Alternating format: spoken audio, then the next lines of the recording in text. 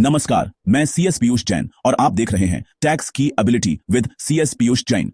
अगर आप एक एमएसएमई बिजनेस ओनर हैं तो आपको यह वीडियो जरूर देखना चाहिए, क्योंकि आज मैं आपको बताऊंगा कि कैसे आप अपने अटके हुए पैसे वापस पा सकते हैं, वो भी इंटरेस्ट के साथ। क्या आपकी पेमेंट्स उन बायर्स के पास अटकी हुई हैं जो पेमेंट नहीं कर रहे? मैं आपका दर्द समझता हूं। पेमेंट्स में देरी किसी भी बिजनेस को तोड़ सकती है, लेकिन अच्छी खबर यह है, इंडियन लॉ आपके साथ है और आप अपना पैसा वापस पा सकते हैं, वो भी इंटरेस्ट के साथ। एमएसएमई एक्ट 2006 के तहत अगर आप एक रजिस्टर्ड एमएसएमई हैं और आपके बायर पेमेंट में 45 दिनों से ज्यादा की देरी करते हैं तो आपको आरबीआई के बैंक रेट के 3 गुना कंपाउंड इंटरेस्ट क्लेम करने का अधिकार है। जी हां, ट्रिपल। और यह उन 45 दिनों के खत्म होने के ठीक अगले दिन से काउंट होता है। इसका मतलब है कि हर दिन जब तक आपका पैसा अटका हुआ है, आपका क्लेम बढ़ता रहता है।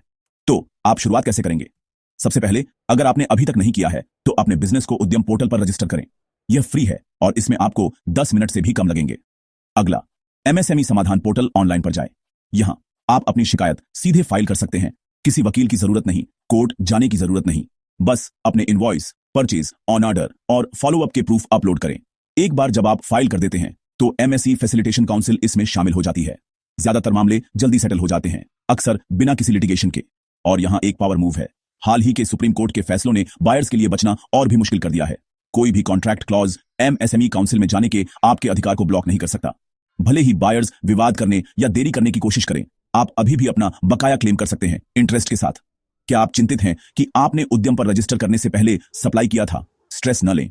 कोर्ट्स ने कई एमएसएमईज को क्लेम फाइल करने की अनुमति दी है, बशर्ते आप केस फाइल करने से पहले रजिस्टर कर लें। लेकिन याद रखें, जितनी जल्दी आप रजिस्टर करेंगे, आपका केस उतना ही मजबूत होगा। चलिए एमएसएमई समाधान पोर्टल के बारे में बात करते हैं। यह बहुत आसान है। लॉग इन करें, अपनी उद्यम डिटेल्स एंटर करें, बायर इन्फो भरें, अपने डॉक्यूमेंट्स अपलोड करें और सबमिट करें।